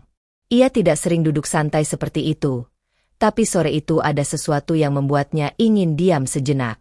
Ia memikirkan apa yang sudah dicapainya, hal-hal kecil yang selama ini terasa mustahil. Pemilik warung kopi, seorang lelaki parubaya bernama Darno, menaruh segelas kopi hitam di hadapannya. Sekarang sering lewat sini, ya, Bandi? Tanya Darno sambil tersenyum. Iya, Pak. Pulang dari pelatihan. Dinas sosial yang kasih program. Darno duduk di bangku sebelah. Hebat kamu. Dari tukang parkir jadi ikut pelatihan. Dulu waktu kamu baru di depan toko itu, saya kira kamu paling seminggu bertahan. Tapi ternyata kamu malah jadi semacam pemandangan tetap di situ. Sekarang semua orang kenal kamu. Bandi tertawa kecil. Saya juga nggak nyangka, Pak, hidup bisa berubah gini. Dan kamu nggak berubah jadi sombong. Itu yang penting, sambung Darno sambil menepuk bahunya. Ketika malam datang, Bandi pulang dengan langkah ringan. Rumah kecilnya yang sederhana kini tak lagi terasa suram. Rian menyambutnya di depan pintu dengan kabar bahwa guru kelasnya di sekolah mengajak orang tua untuk datang ke pertemuan wali murid minggu depan. Ayah bisa datang? Tanya Rian dengan mata berbinar. Tentu bisa. Ayah pasti datang. Hari-hari berikutnya berjalan dengan ritme yang menantang. Pelatihan mulai masuk ke tahap yang lebih teknis. Mengenali kerusakan suara mesin, menganalisis kebocoran oli, bahkan dasar-dasar sistem injeksi. Bandi sering pulang dengan tangan kotor dan baju berbau minyak. Tapi tidak ada keluhan darinya. Justru ia merasa hidup lebih bermakna. Di toko Putrajaya, Putra dan Vina memperhatikan perkembangan Bandi dengan saksama. Suatu pagi, ketika toko baru saja buka, Vina membawa 2 cangkir teh manis dan memanggil Bandi yang sedang mengatur kendaraan. "Bandi, sini sebentar." Ia duduk di bangku plastik kecil di samping etalase kaca. Vina meletakkan teh di hadapannya. "Sudah hampir 2 bulan kamu ikut pelatihan, ya?" "Sudah, Bu." "Kamu ada rencana setelah pelatihan selesai?" Bandi terdiam sebentar. "Saya belum tahu, Bu. Saya suka kerja di sini, bantu jaga parkiran. Tapi kalau saya bisa buka bengkel kecil, mungkin saya bisa bantu lebih banyak." Putra, yang baru saja keluar dari gudang, ikut duduk bersama mereka. Ia menyimak pembicaraan itu dengan serius. "Kalau kamu punya rencana buka bengkel, kamu sudah mikir tempatnya di mana?" "Belum, Pak. Saya belum punya modal juga. Tapi saya nggak buru-buru. Yang penting saya belajar dulu sampai benar-benar bisa." Putra mengangguk pelan. Ia terlihat berpikir, tapi belum mengutarakan apa-apa. Sementara itu, cerita tentang Bandi mulai menyebar ke lingkungan sekitar. Beberapa pengendara motor yang dulunya hanya mampir untuk beli barang di toko, kini mulai bertanya-tanya soal servis ringan. Ada yang meminta tolong mengecek tekanan ban, ada pula yang minta bantu menyalakan motor mogok. Awalnya, Bandi merasa tidak enak hati. Ia khawatir toko terganggu karena ada pelanggan yang minta bantuannya di luar jam tugas. Tapi Putra malah mendukung. "Itu justru bagus, Ban. Kamu pelan-pelan bisa mulai bangun kepercayaan orang. Tapi ingat, jangan tinggalkan parkiran terlalu lama. Kita jaga keseimbangan, ya." Beberapa pelanggan bahkan mulai menitipkan nomor telepon ke Vina. Kalau Bandi nanti buka tempat servis resmi, mereka ingin jadi pelanggan pertama. Malam itu, Bandi duduk sendiri di luar rumah, ditemani segelas air hangat dan suara jangkrik dari kebun kecil di sebelah rumah kontrakannya. Rian sudah tertidur. Di depannya terbuka sebuah buku catatan lusuh berisi daftar komponen motor dan fungsi dasarnya. Tapi di balik halaman terakhir buku itu, Bandi menulis sesuatu yang berbeda, rencana bengkel impiannya. Ia tidak menggambar toko besar, hanya sebuah garasi kecil di pinggir jalan. Tapi di dalamnya ada cukup ruang untuk 2 motor, 1 rak perkakas, 1 kursi untuk pelanggan menunggu, dan papan kayu bertuliskan, "Servis sederhana Bandi, cepat, jujur, amanah." Bandi menutup buku itu dan mendongak ke langit. Bintang-bintang bertebaran, meski samar di antara kabut malam. Ia merasa untuk pertama kalinya, apa yang dulu hanya bisa ia lihat di ujung mimpi, kini sudah mendekat. Hari itu langit tampak redup meski matahari belum sepenuhnya terhalang. Bandi berangkat lebih pagi dari biasanya. Ia membawa serta tas kecil berisi sepasang sarung tangan kerja dan buku catatan tebal yang mulai lusuh di bagian pinggir. Di dalam buku itu, bukan hanya catatan pelatihan yang tertera, tapi juga sketsa-sketsa sederhana tentang bengkel impiannya. Halaman terakhir sudah mulai kusut karena terlalu sering dibuka dan ditutup.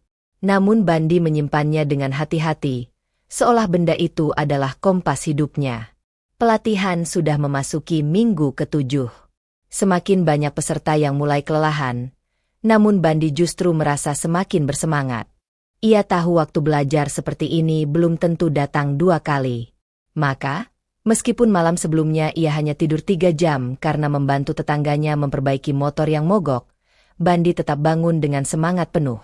Pagi itu, mereka akan diajari teknik dasar tune-up, bagaimana menyetel karburator, membersihkan filter udara, serta mengenali ketidakseimbangan pada pengapian mesin. Instruktur mereka, Pak Warno, sudah mengenal semangat Bandi dan bahkan menjadikannya salah satu peserta yang dipercaya membantu menjelaskan ulang materi kepada peserta lain yang tertinggal. "Bandi, kamu bantuin Zulfikar ya. Dia belum paham cara buka karbu." Bandi mengangguk dan segera mendampingi Zulfikar, seorang pemuda bertubuh besar yang sempat tertinggal di pelajaran minggu lalu.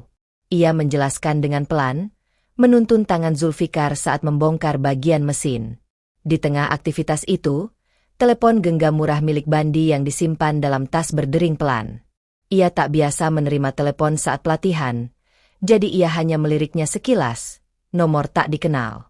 Ia mengabaikannya. Tapi tak sampai 2 menit, dering itu kembali terdengar. Kali ini, ia memutuskan keluar dari ruangan dan mengangkatnya. "Halo, Pak Bandi?" Suara di seberang terdengar cemas. "Ini Pak Saiman, tetangga sebelah rumah. Saya cuma mau kasih kabar. Rumah Bapak tadi kena angin besar. Atap bagian belakang terangkat. Anak Bapak tadi ikut bantu kami ngejar genteng yang hampir jatuh." Jantung Bandi langsung berdegup kencang. "Rian nggak apa-apa, Pak. Alhamdulillah nggak kenapa-kenapa. Tapi mungkin Bapak perlu pulang cepat." Tanpa menunggu lama, Bandi segera pamit pada instruktur. Ia tak menjelaskan panjang lebar, hanya menyebut ada keadaan darurat di rumah.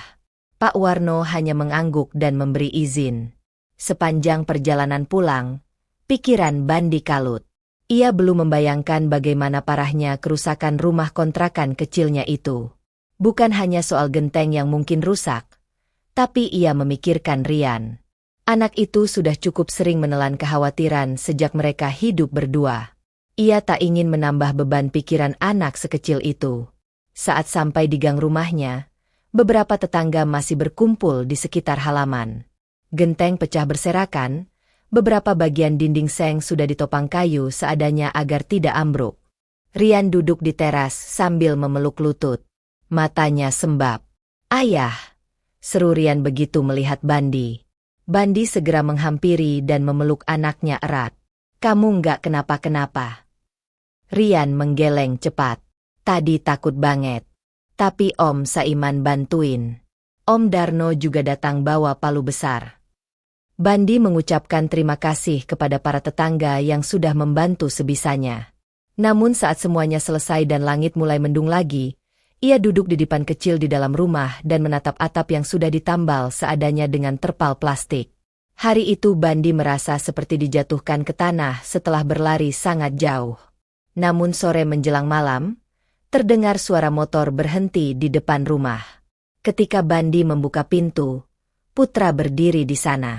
Ia membawa kantong plastik berisi makanan hangat. "Kami dengar dari Gani, katanya rumahmu kena angin. Maaf, telat datang." Bandi menerima kantong itu dengan penuh terima kasih. Vina menyusul kemudian, membawa selimut tebal yang dilipat rapi. "Kami tahu kamu pasti nggak minta. Tapi kami juga tahu kamu bukan orang yang mudah ngeluh. Malam ini cuaca akan dingin. Pakai ini, ya," ucap Vina. Sepanjang malam, Bandi duduk di sudut rumah sambil menemani Rian yang sudah tidur. Ia merenungi segala hal yang terjadi. Ia tak punya cukup tabungan untuk memperbaiki semua kerusakan. Pelatihan tinggal 2 minggu lagi selesai, dan ia belum tahu bagaimana melangkah setelahnya. Namun ia juga tahu satu hal, ia tidak sendiri lagi.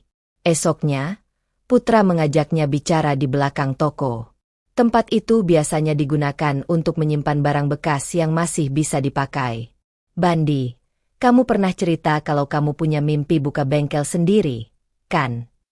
"Iya, Pak. Tapi masih lama, saya belum siap apa-apa." Putra membuka gembok pintu kecil yang terhubung ke gudang belakang toko. "Lihat tempat ini. Sudah lama nggak dipakai. Panas, debunya banyak, tapi strukturnya masih kokoh. Kalau dibersihkan, dirapikan, mungkin bisa jadi bengkel kecil." Bandi menatap ruangan itu. Ukurannya tak besar, tapi cukup untuk 1 motor. Dindingnya bisa dicat ulang. Lantai bisa dilapisi semen baru. Bahkan, ada colokan listrik di satu sudut. "Saya mau bantu kamu, Ban. Tapi saya mau tahu, kamu benar-benar siap untuk ini?" Bandi menoleh. "Saya nggak tahu gimana caranya ngucapin terima kasih, Pak. Tapi saya janji nggak akan sia-siakan." Putra mengangguk. "Saya bantu pinjamkan tempat ini. Kamu atur. Kamu bangun sendiri. Toko tetap jalan seperti biasa. Tapi sore, setelah jam toko tutup, kamu bisa mulai servis ringan. Mulai dari orang-orang sekitar dulu." Vina datang membawa segelas teh hangat. Ia ikut duduk di antara mereka. Anggap ini awal, Ban. Bukan balasan. Tapi awal kerjasama. Hari-hari Bandi kembali diwarnai oleh denyut harapan yang pelan-pelan membesar. Ruangan belakang toko yang sebelumnya kosong dan tak terurus, kini berubah pelan-pelan menjadi tempat di mana mimpi-mimpinya mulai menjejak. Dinding yang awalnya kotor dan kusam, sudah dibersihkan dan dilapisi cat tipis berwarna abu-abu muda. Bau semennya masih terasa samar, bercampur dengan aroma pelumas dan oli dari perkakas sederhana yang sudah ia susun rapi. Ia tak memiliki alat lengkap, namun Putra dan Vina membantu sebisanya. Mereka menyumbangkan satu kotak besar berisi kunci pas bekas, obeng-obeng tumpul yang masih bisa diasah, dan satu dongkrak tua yang masih kuat digunakan. Setiap malam, sepulang dari pelatihan, Bandi akan datang ke ruang kecil itu. Ia membersihkan, menyapu, menyusun ulang, dan kadang hanya duduk di kursi kayu pendek sambil membayangkan satu persatu langkah yang harus ia tempuh. Ia menuliskan rencana di bukunya, rencana kecil yang sederhana, tapi penuh semangat. 1. Buka servis ganti oli motor. 2. Tambah layanan bersih karburator. 3. Pasang spanduk kecil. 4. Mulai tabungan untuk beli kompresor bekas. 5. Pelan-pelan cari rekan bantu kerja. Langkah-langkah itu tampak kecil, namun bagi Bandi, itu adalah peta jalan dari seorang yang nyaris tak memiliki apa-apa. 1 minggu setelah ruangan itu dibersihkan, papan kecil bertuliskan, servis ringan motor buka sore hari, dipasang di samping pintu toko. Tak ada promosi besar-besaran, hanya tulisan tangan di atas triplex yang dicat putih. Namun, hari pertama membuka layanan, satu motor tua milik tetangga sebelah datang. Ban, ini motor Bapak udah lama nganggur. Kalau bisa nyala lagi, lumayan buat ke sawah, ujar Pak Darno, sembari mendorong motor Honda tua dengan keranjang rotan di belakang. Bandi tersenyum lebar. Ia periksa motor itu dengan sabar. Tangki bensin berkarat, busi mati, dan karburator tersumbat debu. Tapi semuanya masih bisa dibersihkan dan diganti seadanya. Butuh waktu 2 jam. Namun pada akhirnya mesin itu menyala dengan suara kasar namun hidup. Pak Darno menepuk pundak Bandi sambil tertawa kecil. Wah, kamu bukan cuma tukang parkir ya, Ban. Hari-hari berikutnya, satu demi satu warga sekitar mulai datang. Ada yang hanya sekadar tanya-tanya, ada pula yang menitip motor untuk diperiksa. Bandi melayani semuanya dengan sabar. Ia tak mematok tarif, hanya menerima seikhlasnya. Ia percaya, kepercayaan datang bukan dari harga, tapi dari kesungguhan kerja. Suatu sore, Vina datang membawa sepiring pisang goreng. Ia meletakkannya di meja kayu kecil di sudut ruang servis. Capek, Ban? Bandi tersenyum. Enggak, Bu. Cuma masih belajar bagi waktu. Vina duduk di kursi lainnya. Tapi kamu nggak sendirian sekarang. Putra senang lihat kamu semangat. Dan saya juga salut. Kamu mengubah cara kami melihat orang lain. Bandi menunduk. Ia belum terbiasa dengan pujian. Baginya, apa yang ia lakukan bukanlah sesuatu yang layak diagungkan. Ia hanya sedang mencoba bertahan dan sedikit berjuang. Malam itu, setelah Vina pulang dan Rian datang menghampiri sambil membawa buku sekolah, Bandi melanjutkan kerjanya. Ia memperbaiki motor milik Pak Lurah yang mulai sering rewel saat di starter pagi hari. Tapi belum selesai menyetel rantai, lampu toko padam seketika. Gelap mendadak membuat Rian menjerit kecil. Tenang, ini cuma mati lampu, ucap Bandi sambil meraba-raba mencari senter. Namun saat ia keluar untuk memeriksa saklar utama, ia menemukan sesuatu yang lain. Di depan toko, sebuah mobil berhenti perlahan. Seorang pria berbadan besar keluar, mengenakan jaket hitam dan topi lebar. Wajahnya tak dikenali Bandi. Pria itu menoleh ke kiri dan kanan sebelum melangkah mendekat. Ini toko milik Pak Putra, tanyanya sambil menatap tajam. Iya, betul. Tapi tokonya udah tutup. Ada perlu apa, Pak? Pria itu hanya diam sebentar, lalu menoleh ke papan kecil servis motor. Ini bengkel kamu. Sementara, iya, Pak. Pria itu mengangguk pelan. Lalu tanpa banyak bicara, ia kembali ke mobil dan pergi. Bandi hanya bisa berdiri di tempat. Tak mengerti maksud kedatangan pria itu. Tapi ia merasakan sesuatu yang ganjil. Keesokan paginya, Putra datang lebih awal dari biasanya. Wajahnya tampak tegang. Ban, kamu ketemu seseorang semalam? Pakai mobil hitam. Iya, Pak. Dia cuma nanya toko ini dan bengkel saya. Terus langsung pergi. Putra duduk di kursi depan toko. Ia memijat pelipis. Namanya Riko. Dulu, pernah jadi rekan bisnis saya. Tapi hubungan kami nggak baik. Waktu saya putuskan keluar dari kerjaan lama dan buka toko sendiri, dia marah. Katanya saya mengkhianati sistem. Sistem, Pak. Putra tersenyum miris. Dulu, saya dan dia kerja di perusahaan alat otomotif. Tapi dia main curang. Saya nggak mau ikut. Saya lapor atasan. Dia kena SP. Setelah itu, saya keluar karena nggak tahan. Dia dendam sampai sekarang. Bandi mengangguk pelan. Tak menyangka masa lalu Putra masih menyisakan bayang. Jadi saya minta kamu hati-hati. Kalau Riko datang lagi, tolong kabari saya langsung. Bandi mengiyakan. Namun dalam hatinya, muncul kegelisahan baru. Hari-hari berlalu. Servis motor milik Bandi makin dikenal. Warga mulai percaya, dan Rian bahkan kadang ikut bantu menyambut pelanggan. Mereka menuliskan nama pelanggan di papan kecil yang digantung di dinding. Vina membawakan keset baru, dan Putra membantu menambahkan lampu tambahan agar bengkel lebih terang di malam hari. Namun bayang-bayang Riko tidak hilang begitu saja. Suatu malam, saat Bandi hendak menutup pintu bengkel, ia menemukan kertas diselipkan di bawah pintu. Tahu batas, kalau tidak, semua bisa jatuh. Kertas itu tanpa tanda tangan, hanya tulisan tangan tergesa. Bandi meremasnya, tapi memilih tidak mengatakan pada Putra. Ia tak ingin membebani siapapun. Namun malam-malam berikutnya, suara-suara asing kadang terdengar dari luar toko. Seseorang terlihat mengamati dari jauh. Bahkan suatu sore, salah satu motor pelanggan yang diparkir di luar ditemukan bannya bocor dengan paku besar tertancap. Vina mulai cemas. Ban, kamu yakin ini aman? Bandi hanya bisa mencoba menenangkan. Selama saya nggak ganggu siapapun, saya percaya nggak akan ada yang bisa ganggu saya. Tapi di dalam hatinya, ketenangan itu mulai retak. Dulu saya takut buka suara. Tapi sekarang beda. Saya sudah bosan diam. Dan kamu ada di sini bukan cuma buat bantu angkat motor. Kamu saksi. Kamu teman. 2 hari setelah kebakaran, sebuah mobil hitam berhenti tak jauh dari toko. Seorang pria turun dan berjalan pelan ke arah pintu toko. Tak sendiri, di belakangnya 2 orang berjas hitam menyusul, masing-masing menyandang raut dingin. Putra sedang memeriksa stok barang.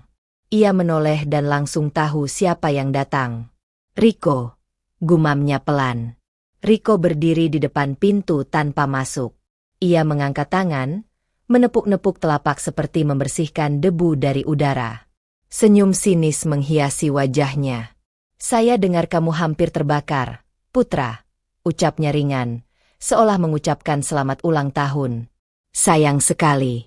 Ya, tempat ini dulu punya potensi. Putra menahan napas. Kalau kamu yang lempar, kamu gagal. Riko tertawa. Saya? Wah, kamu menuduh. Padahal saya cuma mampir lihat toko lama. Nostalgia. Bandi muncul dari belakang, berdiri tak jauh dari Putra. Riko melirik dan tersenyum makin lebar. Oh, ini yang kamu pelihara sekarang? Hebat. Dari tukang parkir jadi mitra. Luar biasa. Bandi tak menjawab. Ia hanya menatap balik dengan wajah datar. Saya cuma ingin ingatkan, Putra. Waktu itu saya cuma mundur karena kamu mau lunasi. Tapi kamu bawa anak-anak ini, kamu lawan saya, kamu pasang CCTV, itu semua bukan perjanjian awal kita. Putra melipat tangan. Kamu nggak punya hak atas toko ini lagi. Riko mendekat satu langkah.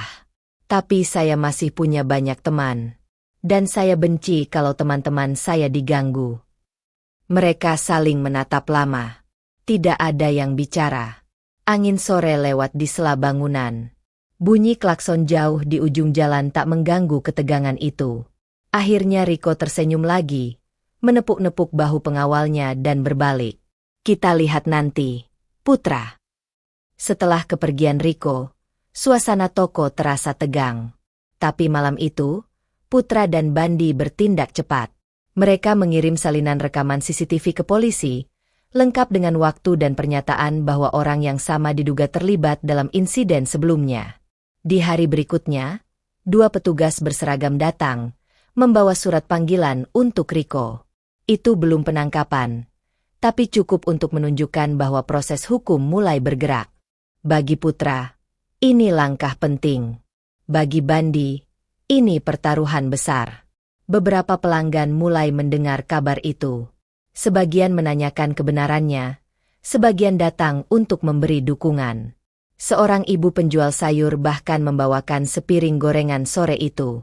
Kami di belakang kalian, ucapnya sambil menyodorkan nampan.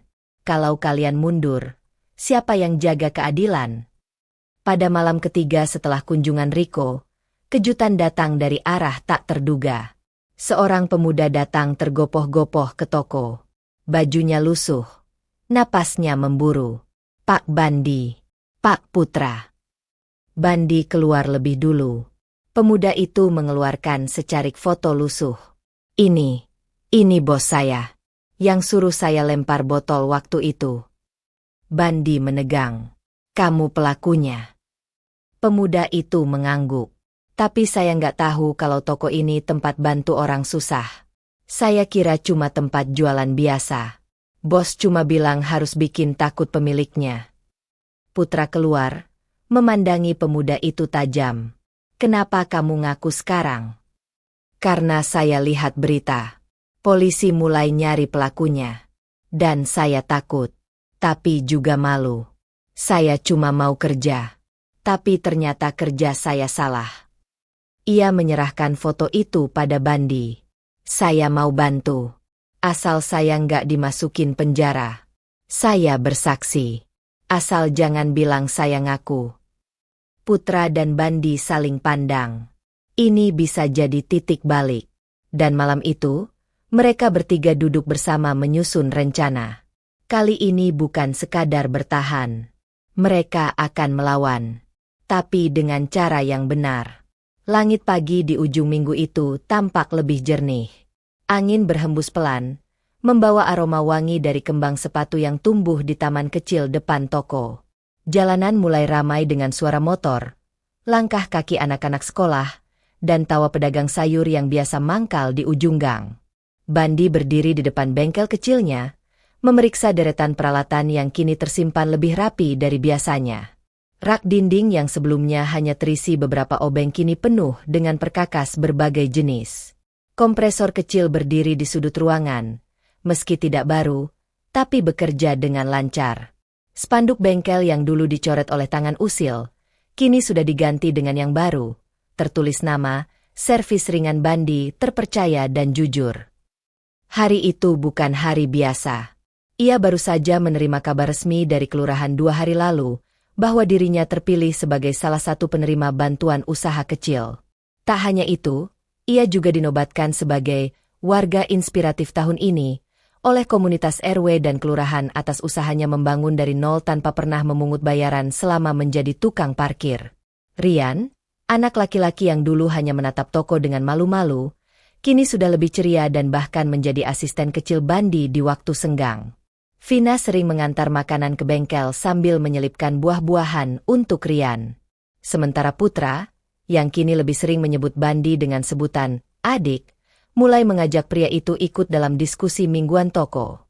Namun, tak ada yang mengira bahwa kabar besar lain sedang menanti mereka siang itu.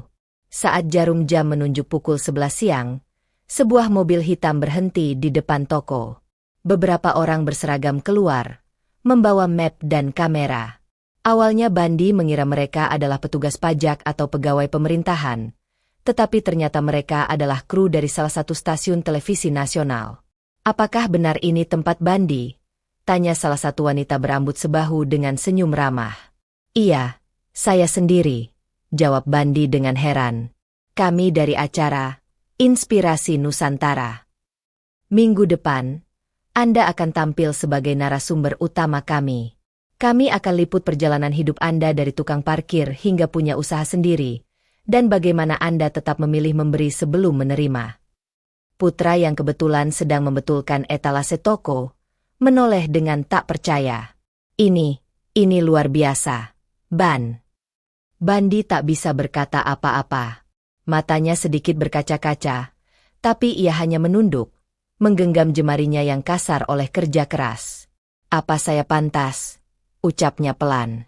Vina melangkah mendekat dan menepuk bahunya.